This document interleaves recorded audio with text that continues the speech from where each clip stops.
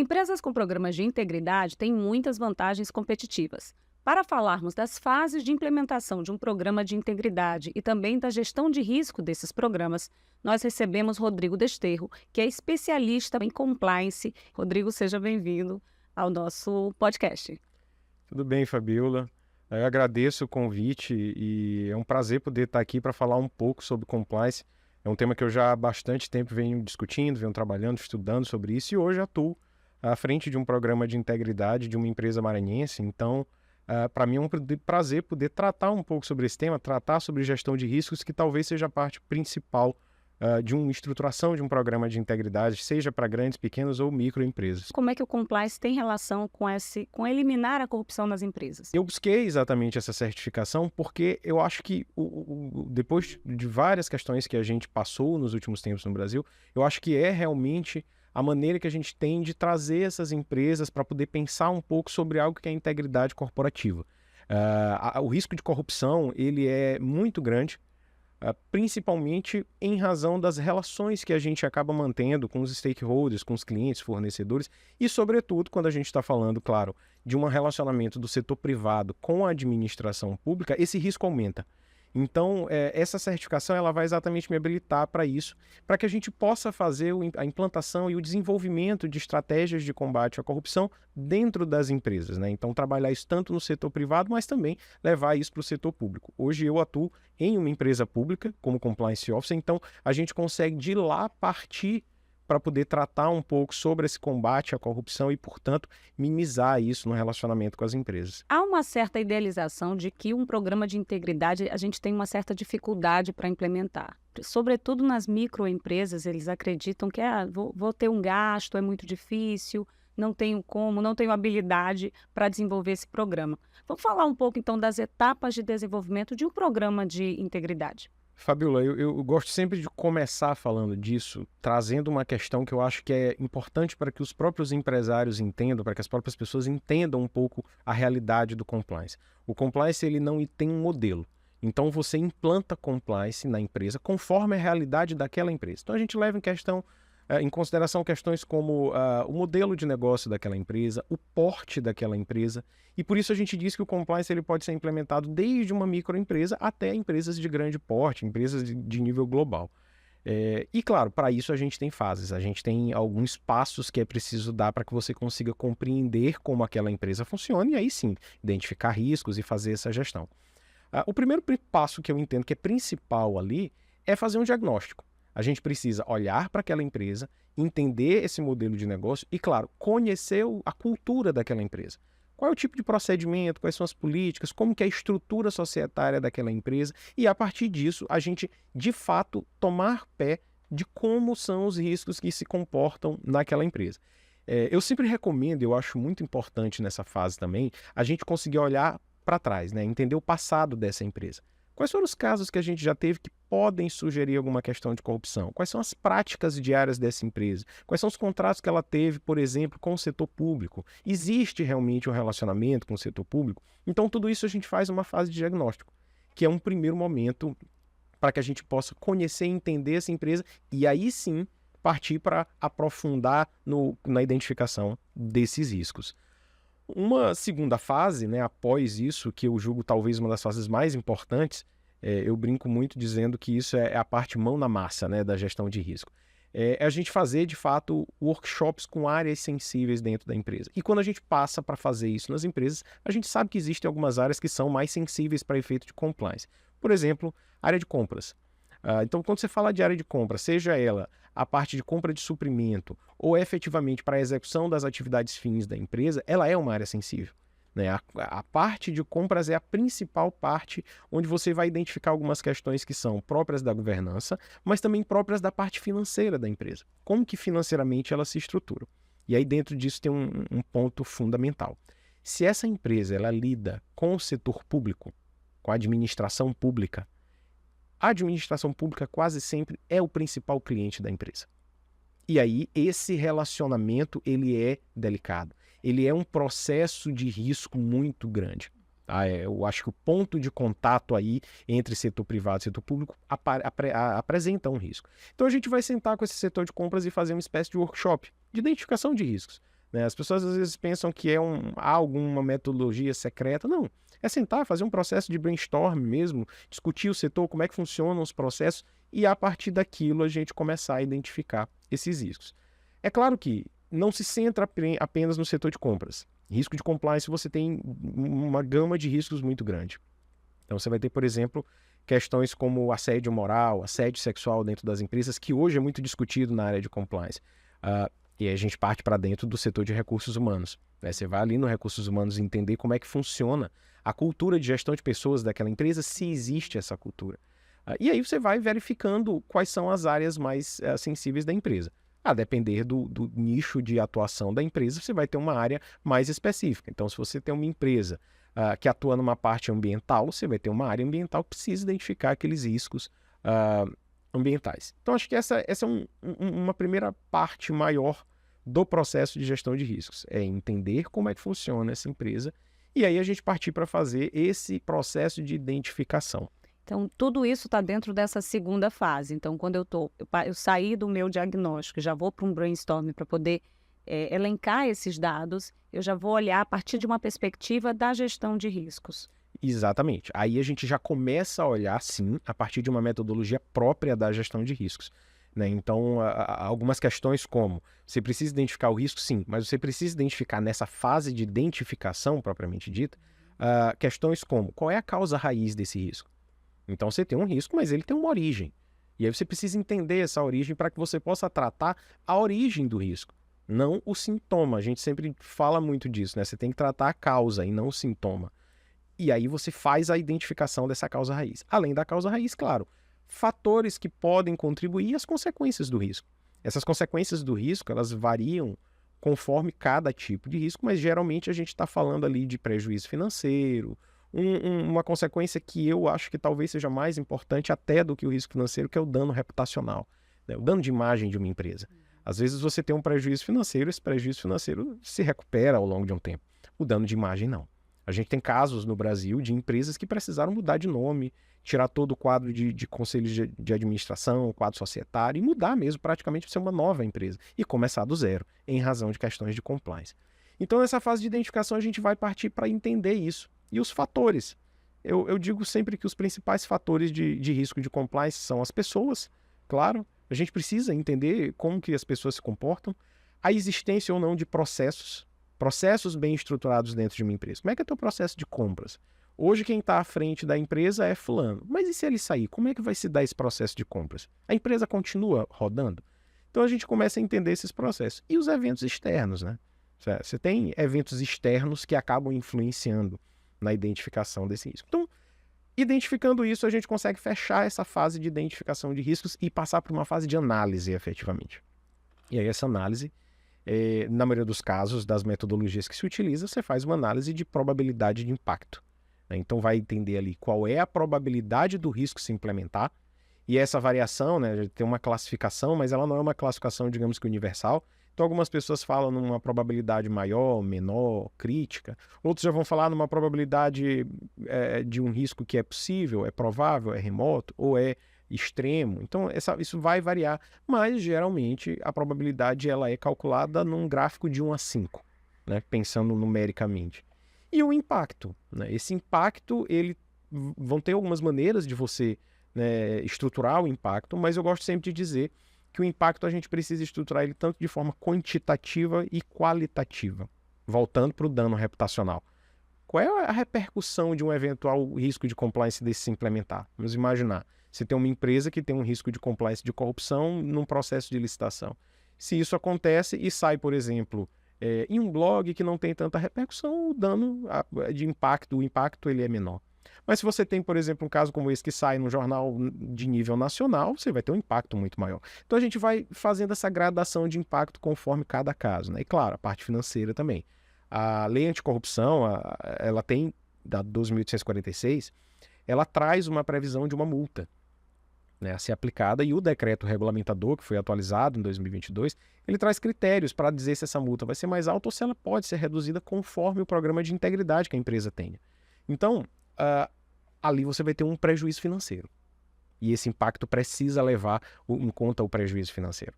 Então a gente faz esse cálculo de probabilidade de impacto, né? E numa conta ali, né, de encontro num gráfico de calor, que é um gráfico que a gente faz, onde você vai conseguir identificar tanto a probabilidade de impacto, você vai chegar no seu risco. Chegando nesse risco, você vai conseguir de fato ali entender qual é o risco que aquele processo especificamente de trabalho representa para a empresa. Então, se é um risco extremo, é um risco mais baixo, a gente a partir disso vai conseguir dar um tratamento. Eu queria elaborar um pouco mais essa parte dessa análise, porque a gente fala de 2 momentos de análise de risco, né? Um primeiro momento é o que a gente chama de risco inerente, ou seja, é o risco que é próprio do processo. E aí, quando a gente faz essa análise, a gente faz uma análise, Fabíola, muito no sentido de, olha, vamos imaginar que não tem nenhum controle dentro da empresa. O que esse processo de trabalho representa para a empresa efetivamente, enquanto risco? E a gente faz essa análise, que é de probabilidade de impacto. A partir disso, você vai identificar o controle, ou seja, quais são os controles que tem. Vamos lá, alguns exemplos que a gente tem aqui. Para participar de processos de licitação, vamos imaginar um pregão ainda presencial, que é uma coisa mais difícil hoje, mas ainda existente, só pode participar o diretor acompanhado de mais outra pessoa. Você já consegue ali mitigar o risco porque você tem 2 pessoas participando. Você já consegue controlar um pouco mais essa suscetibilidade a uma corrupção. Isso é um controle. Então a gente vai considerar esses controles. Eu tenho um procedimento. Eu tenho algumas outras regras, por exemplo, de pagamento. Você tem controles. Esses controles vão diminuir esse risco. E aí a gente acha o que a gente vai denominar de risco residual. Então o risco residual é aquilo que sobra depois dos controles que eu tenho. Esse risco residual é que vai receber uma resposta. Ele vai ser trabalhado. A partir, claro, do entendimento da gestão da empresa. Então a diretoria ela tem que estar muito presente. E para fechar essa fase, né, dentro do compliance, a gente tem uma coisa chamada tone at the top. O exemplo vem de cima, né, o apoio da alta direção. A alta direção ela precisa fazer parte disso. A gente não consegue falar em gestão de riscos e em compliance se a alta direção ela não comprar a ideia, como a gente gosta de dizer. Então, nesse momento, é uma decisão de gestão, é uma decisão da direção. Olha, esse risco aqui a gente assume. Esse risco a gente precisa diminuir, não dá para a gente assumir. Por quê? Base na variação do que vai ter ali de receita. E é esse o ponto central para dizer, o compliance ele pode sim maximizar os lucros da empresa. Que é aí que você vai entender onde que estão as suas perdas. Quando você deixa de perder, você ganha receita dentro da empresa. Então, essa seria, digamos, uma terceira fase desse processo de gestão de riscos, né? Que a gente fecha com essa análise e identificação. Bom, eu tenho um risco residual agora que é alto. Então, vamos trabalhar esse risco. E aí a gente passa para uma última fase ainda desse tratamento de risco. Depois dessa análise, né, e dessas 2 fases, a gente teria ainda um outro momento. Tem um outro momento, que é dar uma resposta a esse risco. Então é o que eu sempre digo. Não adianta você só saber quais são os seus riscos. Você precisa fazer alguma coisa. Um risco que é alto, eventualmente, se você não fizer nada, ele vai se implementar. Ainda que seja só monitorar esse risco e controlar para que ele não se implemente. Então, uma vez que você saiba qual é esse risco, você dá uma resposta. Essas respostas ao risco, elas variam também. Então, você pode aceitar o risco, como eu estava falando. Há riscos que a empresa aceita. Ela disse, olha, é um risco que é da minha atividade e eu vou aceitar. Tudo bem, se isso aqui se implementar, a gente vai ter um plano ali de contingência, vamos resolver e pronto. Mas há riscos que ela vai mitigar, que ela vai minimizar. Então, ela vai trabalhar uma série de planos de ação para que você possa diminuir ou a probabilidade ou o impacto, conforme a análise que foi feita previamente. Então, a gente faz essa análise e vai criar um plano de ação que vai ser implementado dentro daquela empresa, né, para que a gente possa ali trabalhar a mitigação desse risco. Além disso, né, você pode evitar o risco. A gente fala muito de evitar e mitigar, né? A diferença do mitigar para o evitar é que o mitigar você entende que aquele processo de estruturação do risco está ok e, portanto, você vai só mitigar os elementos de probabilidade de impacto. Quando a gente fala de evitar, a gente vai mudar totalmente o direcionamento da empresa em relação àquele processo de trabalho. Então, olha só, a gente trabalha com licitação, isso é um risco muito alto, a gente não quer ter esse risco, nós vamos evitar. Então, a gente vai sair desse trabalho de licitação e vai partir para um outro mercado. É uma alternativa que quase nunca é implementada, porque quem tem a licitação como modelo de negócio, ele continua ali. Mas criam-se outros meios para que você consiga evitar ou mitigar isso. Então, assim, a gente consegue dar uma resposta para esse risco. E aí sim, a gente vai estar olhando para ele, colocando ele ali como um alerta para que a gente possa ficar observando, para que a gente possa monitorar e eventualmente fazer um processo de diminuição do risco da empresa.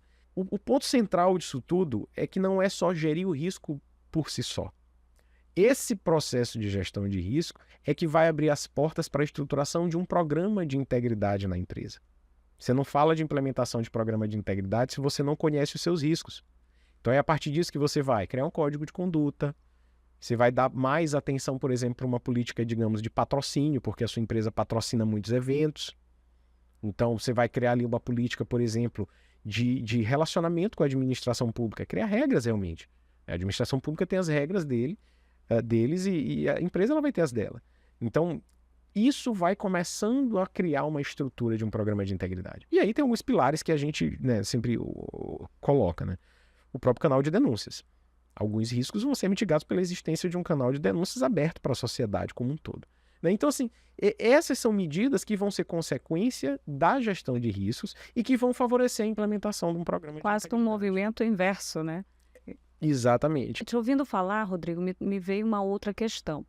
Esse empresariado que não conhece esse risco e que não busca conhecê-lo, né? Ou seja, que de alguma maneira lida com o problema quando a coisa está no olho do furacão. O risco de perdas, não apenas financeiras, mas como você disse, a reputação da imagem da empresa, a relação com os seus stakeholders, com seus funcionários, enfim, é muito maior do que, digamos, você se demorar no desenvolvimento dessa identificação dos riscos. E aí eu queria te pedir alguns exemplos, né, que você, ao longo da sua experiência, já viu, de profissionais que perceberam, identificaram essa problemática, mas que fizeram um movimento aí para tentar mitigar ou até evitar esses danos. A gente tem exemplos bons também de empresas que ao longo do tempo foram se estruturando. No Maranhão, especificamente, eu gosto sempre de ressaltar isso. Algumas empresas no ramo da construção civil têm conhecimento. Eu dei uma palestra, inclusive, há uma semana atrás, salvo engano, 2, em um evento de lançamento de um código de conduta de uma empresa aqui no Maranhão. Me convidaram para dar essa palestra, foi muito legal poder conhecer e ver o que eles estavam fazendo ali. É o exemplo de uma empresa do ramo da construção civil. Ela é uma empresa de 37 anos, daqui do Maranhão, e que resolveu implementar um programa de integridade por entender que esse momento novo ele exige a construção de uma cultura de integridade. Então, esse assim, é um exemplo muito interessante aqui no Maranhão que a gente tem, dentro desse ramo que nos últimos 6, 7 anos aí foi muito atingido, né? A construção civil foi muito atingido por todas as questões que a gente viu acontecer até nacionalmente, e isso gerou um reflexo para empresas começarem a se antecipar. Esse é um exemplo, né, de que a gente tem. Em nível nacional, a gente vai ter alguns exemplos. Isso é público, a gente pode tratar. A própria Petrobras buscou, ainda que depois, no olho do furacão, se reestruturar muito, né, diante de todas as questões que aconteceram, e tem um programa de integridade fantástico hoje. Eu conheço um pouco desse programa. Mas, infelizmente, a gente ainda tem esse movimento das empresas se preocuparem muito com a efetividade quando a gente tem uma situação de compliance implementada na empresa. Há uma empresa também, essa posso publicamente falar, chamada Alubar. Não é Alumar, é Alubar. Uhum. Ela é uma empresa referência hoje em compliance, estruturou um programa de integridade independente de qualquer crise. Foi uma empresa que começou pequeno o programa dela e hoje é um dos programas de referência no Brasil. A gente tem escritórios de advocacia em nível nacional hoje que tem sistemas de compliance, mas não um programa apenas, mas um sistema. Então essas empresas elas mostram exatamente isso. E o que é interessante, tem um estudo de uma organização internacional, a Associação de Auditores Certificados, né? Anualmente publica o que chama de Report to the Nations, né? É um estudo em inglês e anualmente é publicado ao final do ano. E esse estudo que foi publicado no final do ano passado, ele mostra exatamente que as empresas que seguem a lei, elas têm um ganho diferente das empresas que constroem uma cultura de integridade. As empresas que constroem uma cultura de integridade efetiva, elas têm um aumento de lucro exponencial, se você compara com outras empresas do mesmo setor que não se preocupam com isso. Uhum. E a gente diz que isso vem muito a reboque de uma série de questões, como até, por exemplo, fomento à diversidade e inclusão. Quando a gente fala de gestão de pessoas, você ter pessoas diversas dentro da empresa faz com que a empresa cresça mais. né? Então a gente tem grandes exemplos no Brasil. A própria Vale é um exemplo também de que uma vez que se investe nisso, você tem um ganho maior. Então acho que a gente tem vários exemplos aí interessantes para se buscar, né? Para se colocar. Eu fico um pouco receoso de falar da casa da gente, porque fica parecendo que a gente está puxando brasa para nossa sardinha. Mas a IMAP é um exemplo que eu acho que é muito interessante. A IMAP estruturou um programa de integridade diferente do que algumas pessoas pensam, mas estruturou um programa de integridade do zero, independente de qualquer questão que tenha acontecido, que nos últimos anos a gente não teve. E esse programa ele vem crescendo diariamente, vem se estruturando diariamente, porque é como eu digo, é um processo de melhoria contínua. Então você vai estar o tempo todo melhorando aquele seu programa, aquele seu sistema. Então a gente tem, eu acho que aí, bons exemplos para se buscar como referência para poder disseminar os programas de integridade. A gente percebe que são temas que podem ser trazidos para esse universo da microempresa, independente do número de funcionários ou do setor em que atua, porque são temas relativos às relações humanas, à cultura da empresa, às relações externas, e que podem ser integradas e, como você disse, serem remodeladas mesmo com essa empresa em atuação. Eu costumo dizer, Fabiola, que quem mais tem a ganhar com compliance são as microempresas. Acho que um dos maiores números de empresas que a gente tem são microempresas e empresas de pequeno porte. O Sebrae diz que essas empresas e até as startups, né, pegando um pouco dessas startups que acabam virando uma microempresa num dado momento, elas morrem nos 2, 3 primeiros anos. Qual é o motivo que causa a morte dessas empresas nos 2, 3 primeiros anos, que eles chamam de Vale da Morte? Falta de estruturação de governança. Você não tem uma governança jurídica, fiscal e administrativa estruturada para suportar o teu mercado. E quando a gente trabalha a implantação de programas de compliance, programas de integridade, esse é o maior ganho. A microempresa ela vai conseguir crescer de uma forma sólida, estruturada. Tá? Então, além disso, você tem um diferencial de mercado. A gente já tem um movimento fora do Maranhão, no Maranhão a gente começa a ver isso crescer, que algumas empresas elas não querem se relacionar com quem não está preocupado com isso. Porque representa risco, né? Voltando para a história do risco que a gente falava. Então por que eu vou me relacionar contigo se tu não entende nada de compliance, não tem nada na tua empresa, se essa empresa aqui do lado ela tem? E me dá uma garantia de que eu vou estar me relacionando com alguém que lá na frente não vai estar envolvido num caso de corrupção e prejudicar a imagem da minha empresa. Então acho que a gente tem esses dois pontos. De novo, é claro, são microempresas. A gente não pode querer pegar uma referência de compliance de uma grande empresa, de uma empresa, uma multinacional, para trazer para uma microempresa. A gente tem que pensar conforme a realidade da microempresa. E acho que fazer isso é o que vai trazer esse diferencial. Né? Então, melhoria de governança corporativa ou estruturação de uma governança sólida que te dê uma segurança de enfrentar o mercado. Alguns bancos, o empresário trabalha com muito financiamento. E alguns bancos já começam a olhar para os critérios de contratação e de concessão de financiamento para revisar isso e inserir ali critérios de compliance. Então a gente começa a ver que o mercado está começando a mudar, as leis estão começando a mudar. E pegando a parte que eu acho que sempre é muito central, que é a administração pública está mudando. A lei de licitações que era para entrar em vigor agora e ficou para o ano que vem, ela exige compliance, tudo bem, lá para grandes obras de grande vulto. Mas a gente tem uma lei estadual no Maranhão, que vai ser aplicada aí para contratos independente da empresa que você esteja falando. Há alguns projetos de lei que a gente tem conhecimento para exigir isso de microempresas especificamente.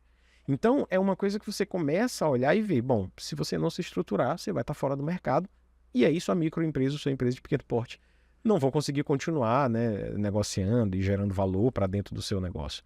Então, acho que elas são as que mais têm a ganhar, porque são as que mais disputam espaço no mercado. Para a gente encerrar, né, esse bate-papo tão interessante, qual é o seu conselho para esse empresário, esse gestor, que ainda não fez esse movimento, mas que se sente impelido a modificar essa cultura da sua empresa?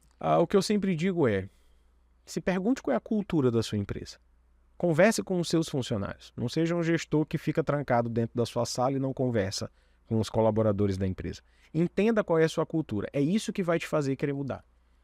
Se a cultura da tua empresa é uma cultura de eu vou trabalhar porque eu tenho que ganhar meu salário no final do mês, tem uma coisa muito errada dentro da organização.